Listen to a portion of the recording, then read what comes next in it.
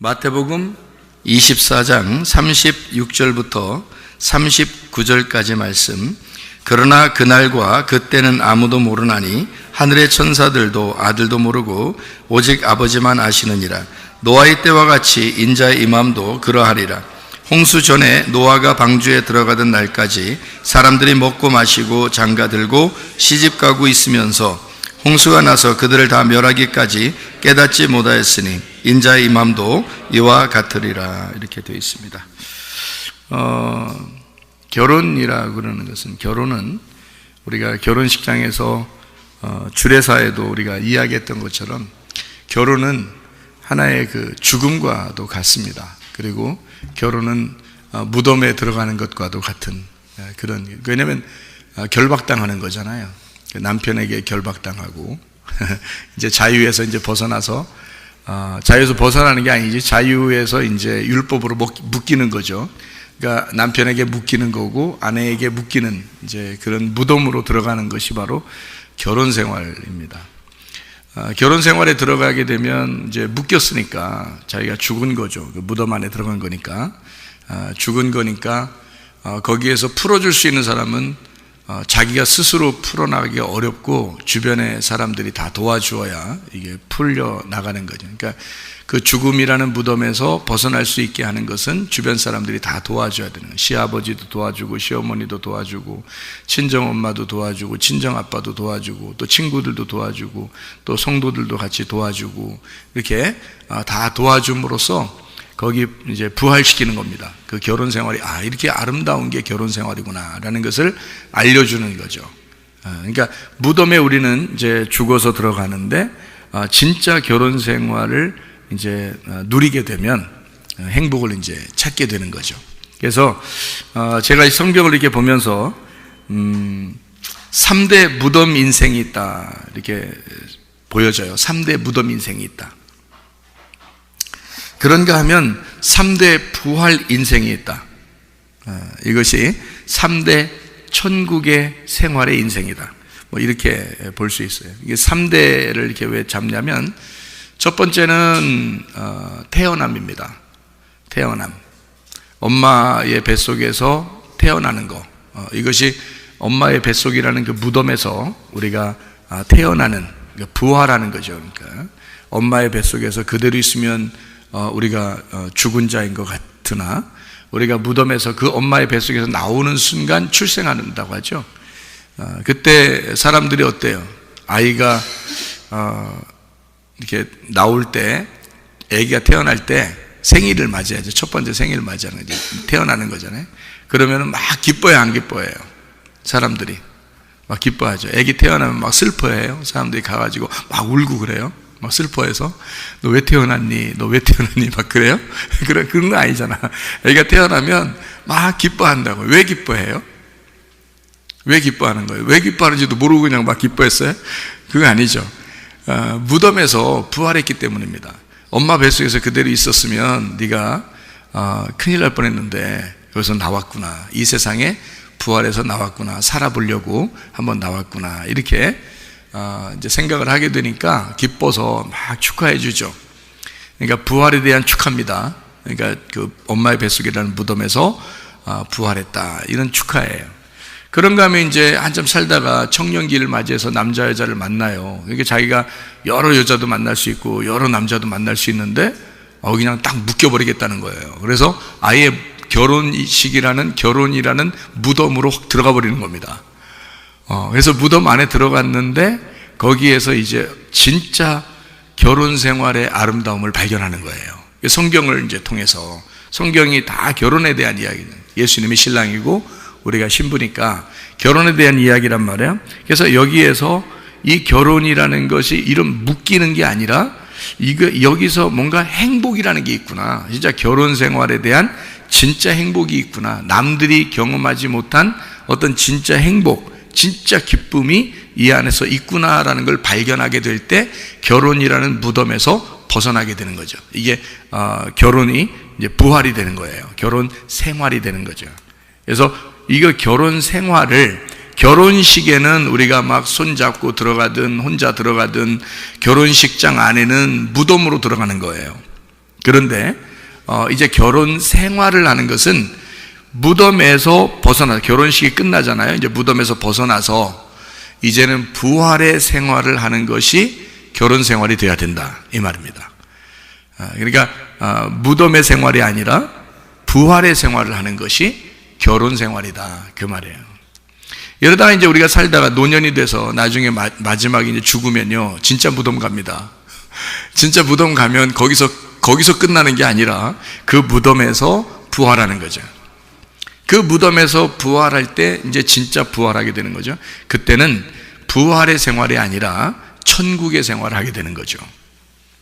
그러니까 우리는 이 땅에서 이제 태어나서 출생하게 되고, 그 다음에 이 땅의 무덤에 들어가 다시 이 땅에서 부활한 삶을 살게 하다가 우리가 마지막 이 땅에 이제 죽음에 이르렀을 때 우리의 몸이 이 땅에 이제 갇혀버리죠. 완전히 흙은 흙으로 갇혀버리고 생기는 생기가 하늘로 올라가서 천국의 생활을 누리게 된다는 거죠. 이게 3대 무덤 생활, 3대 부활의 생활, 3대 천국의 생활이란 말이에요. 그러니까 우리가 출생했을 때의 천국의 생활, 결혼 생활할 때의 그 천국의 생활, 그리고 마지막 하늘나라 올라가서 천국의 생활, 이렇게 하게 될 수가 있다, 그런 말이에요. 그러니까 결혼이라는 것은 어떤 사람에게는 참 불행하고 어떤 사람에게는 정말 행복한 생활이 될 수 있다는 거예요.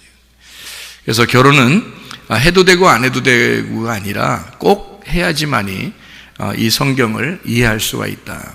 저도 결혼 생활은 좋겠지만, 전 내 나름대로 생각에 결혼 생활은 뭐 괜찮겠는데, 결혼식 하는 게 얼마나 부담스러운지요. 결혼식 한다는 게 너무 부담스러운 거예요.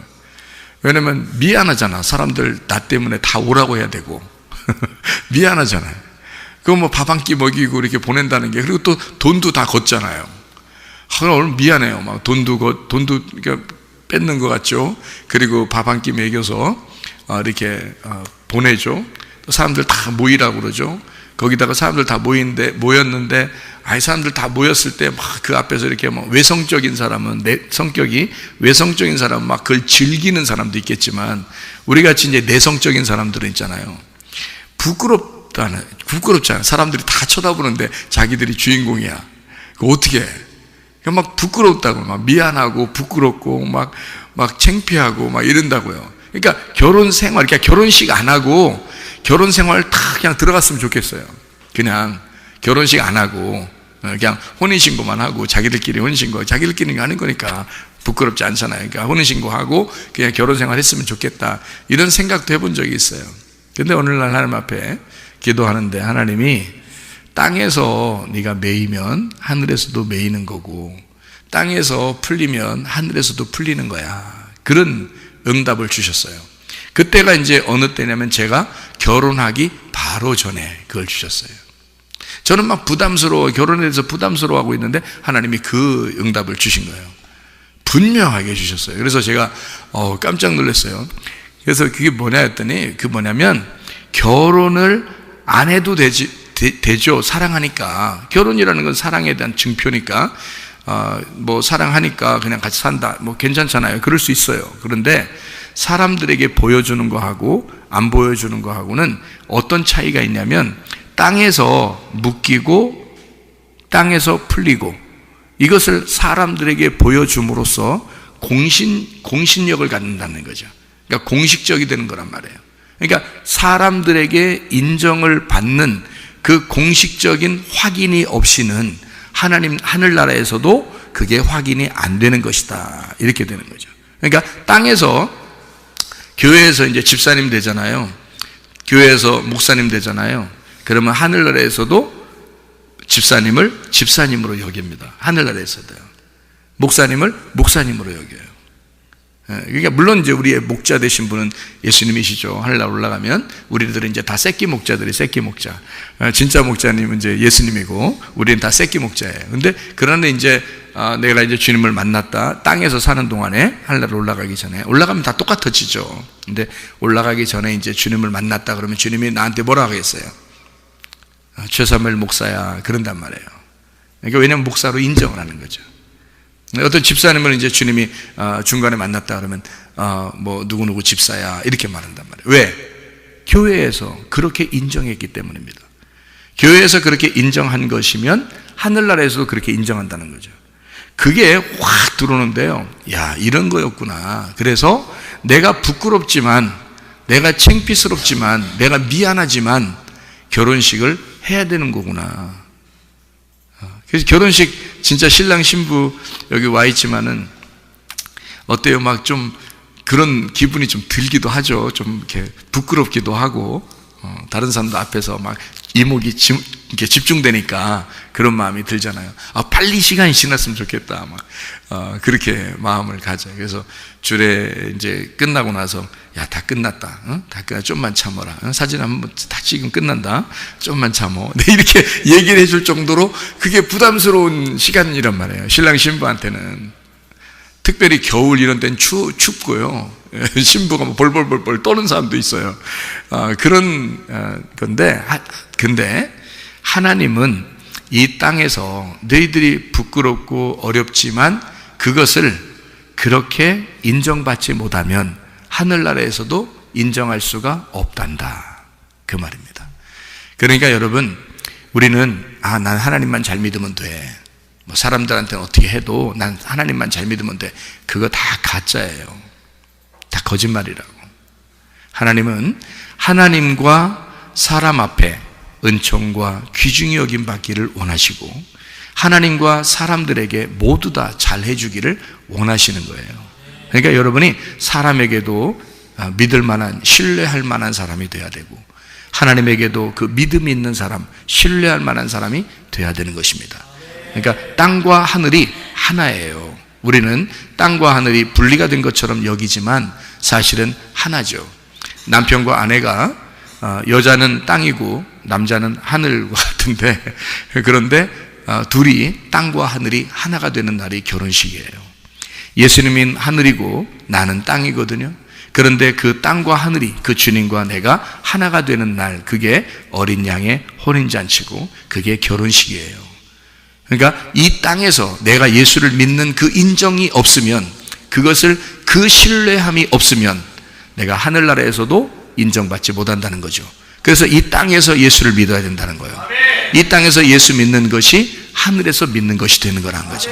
우리 어느 날 가서 믿지 뭐 그런 거 아니에요. 나중에 어느 날 잘 될 거야. 아니에요. 지금 내가 주님을 믿고 있는가? 내가 주님의 신부인가? 나는 예수님과 하나가 되었는가? 나는 결혼식을 이행했는가? 그래서 이 땅에서 매인 사람은 하늘에서도 매이게 되고 이 땅에서도 풀리면 하늘에서도 풀리게 된다.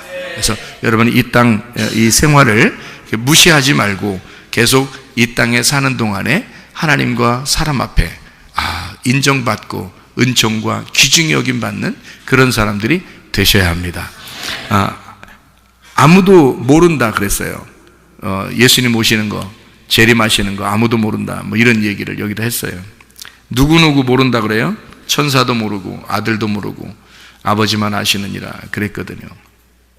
잘 생각해 보시라고요. 천사도 모르고 아들도 모르고 아버지만 아신다? 그러면 생각해 봐요. 아버지가 알면 아들이 알아요, 몰라요? 알죠. 아들이 아는 건데 아들 모른대요. 그리고 아버지만 아신대요. 잘 생각해 보면. 그러니까 이게 아들이, 왜 아들은 모르고 아버지는 아는가? 여러분, 예수님이 이 땅에 오셨을 때 아버지로 오셨어요? 아들로 오셨어요? 아들로 오셨어요. 그러면 주님이 재림하시러 오실 때는 아들이 알게 돼요? 아버지가 알게 돼야 돼? 아버지가 알게 돼야 돼. 이유가 무슨 얘기냐면요, 이런 거죠. 아들로 예수님이 오셔서 이 땅에 십자가 못 박혀 돌아가시기 전에는 그것이 완전히 우리에게 이루어지지 않습니다. 그러니까 아들도 모른다라고 얘기할 수는 있죠, 이렇게. 그런데 아들이 아버지잖아요. 예수님이 하나님이잖아. 그렇죠? 예수님이 하나님이니까 아버지란 말이에요. 그러니까 예수님이 얘기하면서 야 천사도 모르고 아들도 모르고 아버지만 아시는 거야. 그러면 하나님, 자기는 하나님 아니라는 거야? 그거 아니잖아요. 예수님이 하나님이거든요. 그러면 이게 어떤 이야기냐면, 지금 내가 십자가 못 박혀 죽기 전에는 우리가 알 수 있는 게 아니야, 이런 말이고요. 내가 십자가 못 박혀 죽고 부활하게 되면 나는 하나님 아버지가 되거든. 예수님이 하시는 말씀이에요. 내가 하는 말이 아니고, 예수님이 이 땅에 하나님의 아들로 왔지만 아들은 이 땅에 죽으러 왔기 때문에 이렇게 말할 수 있는 거예요. 그러나 부활하시고 나면 하나님 아버지가 되거든요. 그러면 다 아는 거지. 그렇죠? 그러니까 예수님이 나는 몰라 이런 얘기가 아니고, 그런 말이 아니라 주님의 재림하심도 이 노아의 홍수라고 하는 것을 이렇게 일부러 이렇게 내놓는, 여기 마태복음 24장에 노아의 홍수 때와 같다. 그때 다 장가가고 시집가고 뭐 그렇게 먹고 마시고 그런다는 거예요. 이게 무슨 말이냐면 우리의 그 결혼 생활과 같은 겁니다. 장가가고 시집가고, 그죠? 그러면 장가간다는 말은 누가 장가간다는 말이에요? 예수님이 장가가죠. 시집가는 건 누가 시집가요? 우리가 시집가지.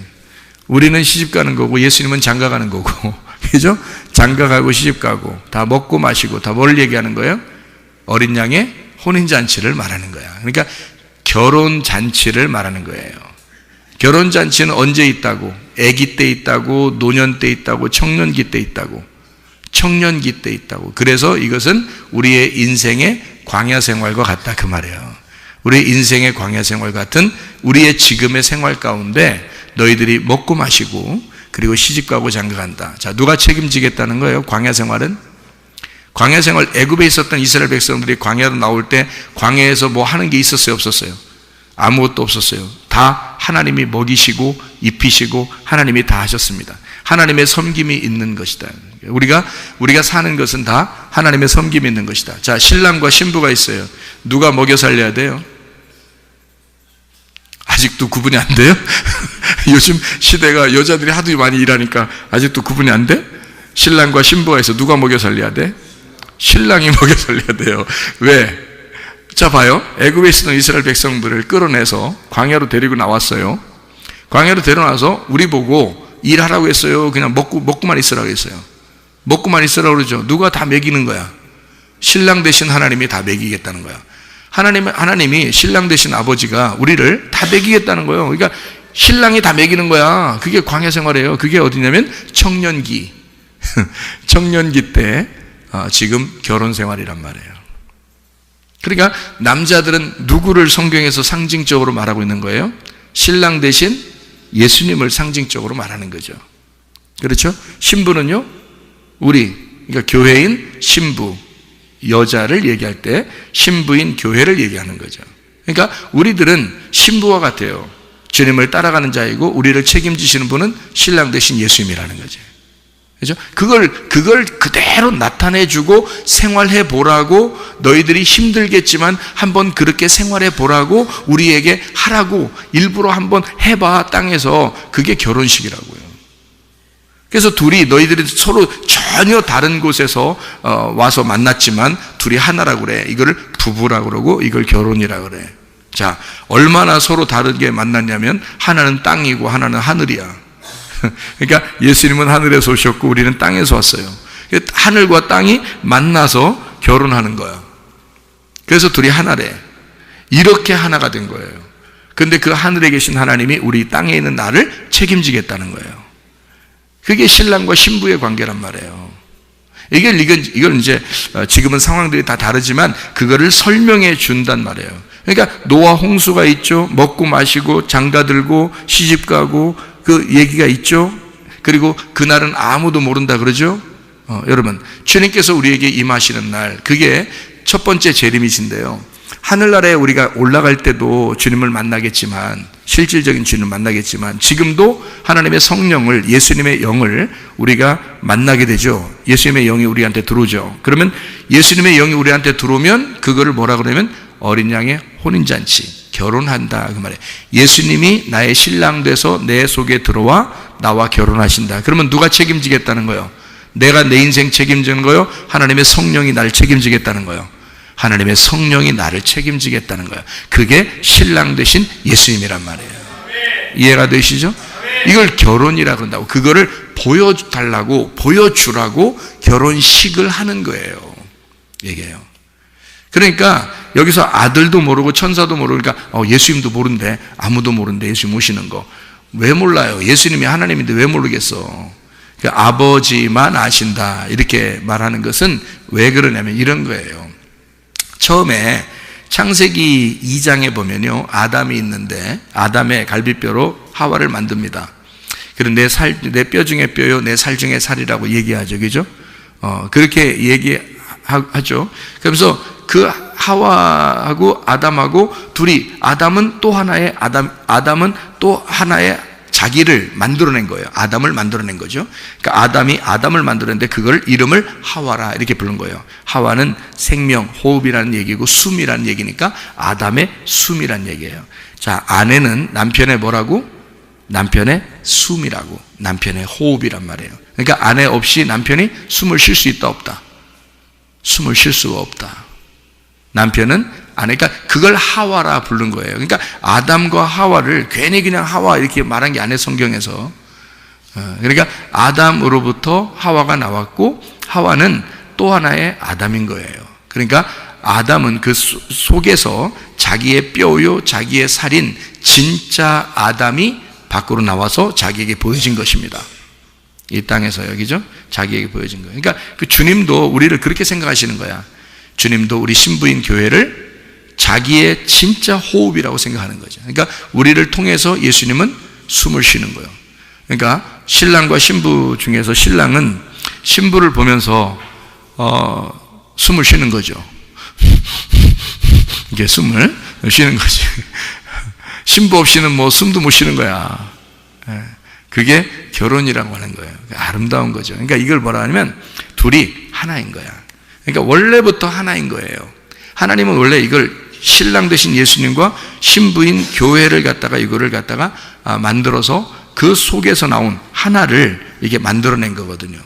그래 놓고서 이제 뭐라고 얘기하냐면, 자, 남자가 부모를 떠나 이렇게 말하죠. 남자가 부모를 떠나 아내와 합하여 한 몸을 이룰지니라. 이게 뭐 결혼식의 멘트예요. 항상 결혼식에 목사님들이 이제 말씀 나눌 때 그 멘트거든요, 그게. 자, 남자가 부모를 떠나 한 여자와 합하여 아내와 합하여 한 몸을 이룰지니라. 그렇게 돼요. 그럼 한 몸을 다 이루었어, 둘이. 남자하고 여자하고 한 몸을 다 이루었어. 그럼 어떻게 돼? 어떻게 둘이 한 몸을 이루었으면요? 그럼 둘이 한 몸을 다 쎄 이래요? 둘이 한 몸을 다 이루었어요. 그럼 어떻게 해? 열매가 나오죠? 그래서 열매가 나오는 거야. 그러니까 열매가 나오면 뭐라고 그래? 열매가 나오면 이 남자가 여자를 만나 열매가 나왔어. 그럼 남자가 여자를 만난 걸 뭐라고 그래, 이걸? 열매한테는. 열매가 뭐라고 불러? 열매가 뭔지를 몰라요? 열매가 뭐라고 불러? 예? 아빠, 엄마, 그러죠? 아빠, 엄마라 그러지, 열매가. 그러니까 남편과 아내가 둘이 만나서 한 몸을 이뤘더니 열매가 나왔어. 그랬더니 그 열매가 이제 남편과 아내를 뭐라고 부르냐면 아빠, 엄마 그렇게 불러요. 그리고 부모가 되는 거야. 그래서 한 몸을 이루어 부모가 되는 거예요. 그러니까 한 몸을, 남편과 아내가 한 몸을 이루어 열매를 맺으면 부모가 되는 거란 말이에요. 무슨 말인지 아시겠어요, 이거? 굉장히 중요한 말인데. 부모가 된단 말이에요. 그러니까 부모가 뭐라고 하는 거예요? 부모를 아버지, 어머니 이렇게 말하죠, 그죠? 예, 아버지, 어머니 이렇게 한다고. 그러니까 아버지, 어머니, 부모를 아부엠이라고 합니다. 히브리어로 아부엠.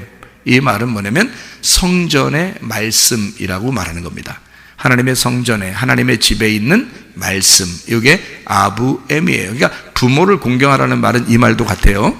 하나님의 성전에서 이렇게 전달되는 그 말씀을 네가 공경하라, 그 말이 되는 겁니다. 그러니까 부모를 공경하는 말은 이 땅의 부모도 공경해야 되지만 성경적으로 말하면 하나님의 집에 있는 그 말씀이 하나님이고 그게 너의 진짜 부모야. 그래서 그 부모에게 효도하고 공경하라, 이런 말이 되는 거예요. 이게 아부엠이라는 말입니다. 그러니까 부모가 된다, 아버지, 어머니가 된다. 다시 말하면 그 아버지, 어머니가 되는 그 아버지가 그 나를 아신다, 그 말이죠. 무슨 말인지 알겠어요? 아무도 몰라, 아들도 모르고 천사들도 모르는데 아버지는 아신다, 그 말이에요. 그럼 어떻게 된 사람만 아는 거야? 죽어서 부활된 자만 아는다, 그 말이죠. 죽어서 부활된 자, 그러니까 진정으로 회개하고 빛의 갑옷을 입은 자가 알게 된다, 그 말이고요. 전신갑주를 입어서 하나님 아버지의 삶을 사는 자, 다시 말하면 네 속에 예수 그리스도라고 하는 진리의 말씀을 잉태하고 그 진리의 말씀을 깨달아 그것을 출산한 자가 너가 알게 될 것이다, 그 말이에요. 주님의 오심을. 무슨 말인지 알겠어요? 다 모른다 그러면 다 몰라야 되잖아.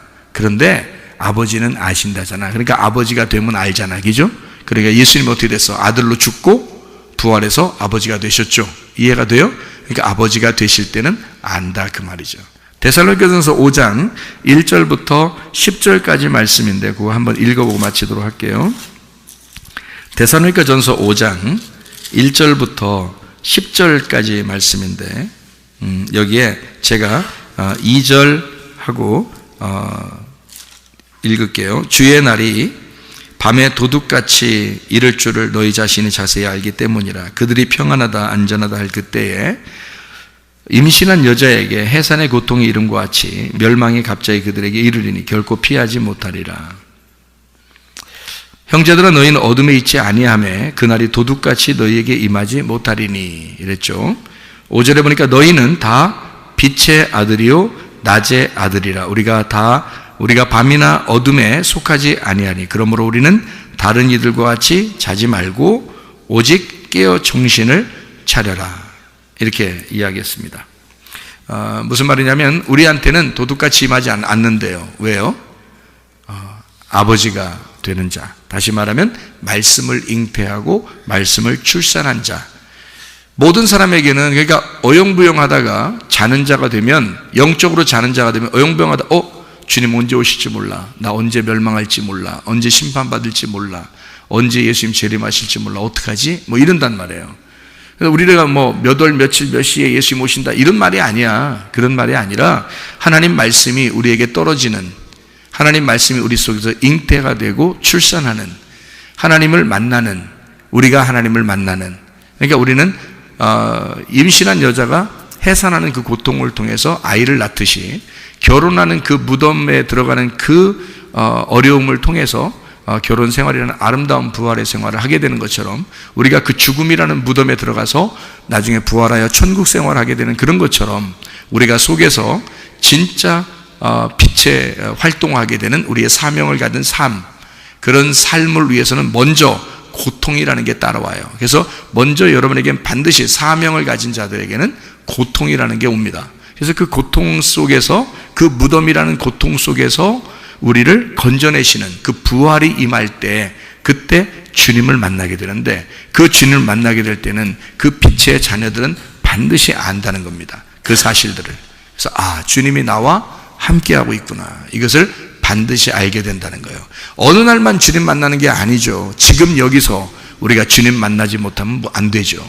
지금 우리가 여기서 주님 만나고 있다가 어느 날 주님 앞에 가는 거죠. 그러니까 여기서도 주님 안에 있으면서 우리가 주님 안에 들어가는 거다. 그러니까 주님 안에 있는 우리의 삶이 마치 주님 안에서, 어떤 사람은 결혼 생활이 무덤과 같이 죽음에 이르는 아주 고통스러운 이 광야의 생활 같은 결혼 생활하는 사람이 있고, 어떤 사람은 정말 행복한 예수 그리스도가 우리의 신랑이 되셔서 나의 모든 것을 책임지시는 그런 아름다운 부활의 생활, 아름다운 부활의 결혼 생활하는 사람이 있다는 거죠. 어떤 생활을 우리가 살아야 될 것인가? 여러분, 그리스도 예수 안에서 진짜 사랑이 넘쳐나는 가정 되시기를 바라고, 진짜 넘쳐나는 사랑이 넘쳐나는 그런 교회가 되시기를 바랍니다. 기도하겠습니다. 우리 한 목소리를 기도할 때 하나님 앞에, 하나님, 우리가 진짜 아름다운 결혼 생활하게 해주십시오. 예수 그리스도라는 그 신랑을 제대로 깨닫고 살게 해주십시오. 그리고 우리를 책임지시며 우리를 섬기시는 그 아버지 하나님을 깨닫고 살게 해주십시오. 그래서 아름다운 결혼 생활, 사랑이 넘치는 결혼 생활, 사랑이 넘치는 교회 생활 하다가 주님 만나게 해주시오. 우리 한 목소리로 기도하겠습니다. 우리 하나님 아버지의 사랑과 은혜를 감사를 드립니다. 아버지 하나님, 우리에게 진실로 아버지가 우리를 섬기시며 우리를 사랑하시며 아름다운 결혼생활, 아름다운 가정생활, 아름다운 교회생활하다가 주님 만나는 귀한 사람들이 다 되게 도와주시며 하나님 우리에게 건강도 물질도 주님이 책임져 주셔서 아버지 이 건강 속에 물질 속에 하나님이 함께 해주셔서 아버지 이것이 분리가 되지 아니하고 하나가 된 삶을 살다가 주님 만나게 도와 주옵소서. 비염은 떠나갈지어다, 아토피 떠나갈지어다, 위장병 떠나갈지어다, 어지럼증 사라질지어다, 두통은 사라질지어다, 류마티스 관절염 떠나갈지어다, 어깨 통증 사라질지어다, 허리 디스크, 목 디스크 떠나갈지어다, 심장병 온전해질지어다, 각종 종양 암돌이 떠나갈지어다, 감기 몸살 온전해질지어다, 협착증 사라질지어다, 건선 피부 온전해질지어다, 이명은 사라질지어다, 장애면역 질환 온전해질지어다, 식도염 사라질지어다, 혈액결석 떠나갈지어다, 전립선 온전해질지어다, 우울증, 불면증, 공황장애, 두려움, 불안, 초조 다 떠나갈지어다, 음란, 거짓, 돌출, 미움, 욕심, 영혼 다 떠나갈지어다. 성령 충만하게 도와주시고 아름다운 결혼생활하고 아름답게 주님 앞에 아름다운 사랑의 삶을 살다가 주님 만나게 도와 주시옵소서. 우리의 건강도 책임져 주시옵소서. 우리의 물질도 책임져 주시옵소서. 주여 우리를 행복하게 하시길 원하시는 주의 섬기심을 받는 주의 삶을 살다가 주님 만나게 하옵소서. 예수 그리스도 존귀하신 이름 받들어 기도 올리옵나이다. 아멘.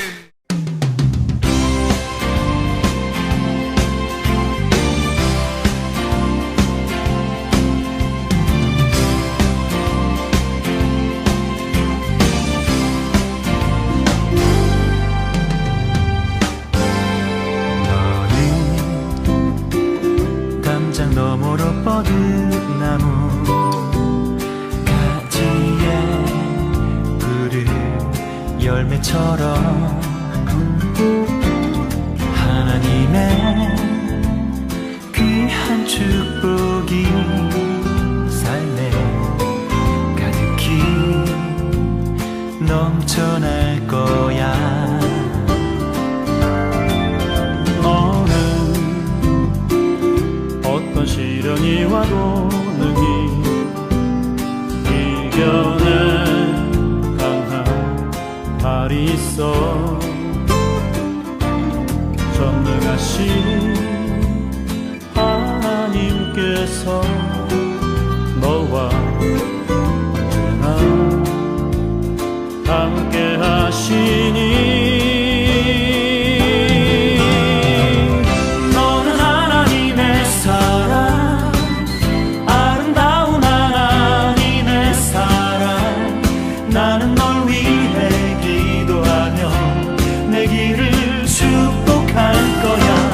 너는 하나님의 선물, 사랑스러운 하나님의 열매, 주의 품에 꽃 피우는 나무가 되어줘.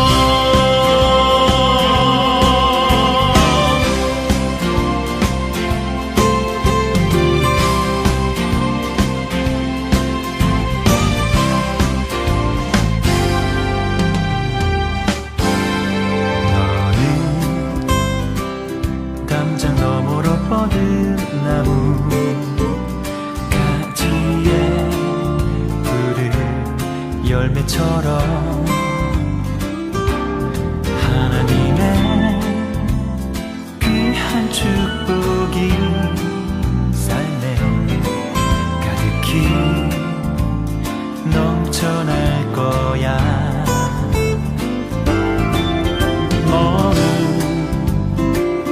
어떤 시련이 와도 능히 이겨낸 강한 발이 있어. 전능하신 하나님께서 너와 언제나 함께 하시니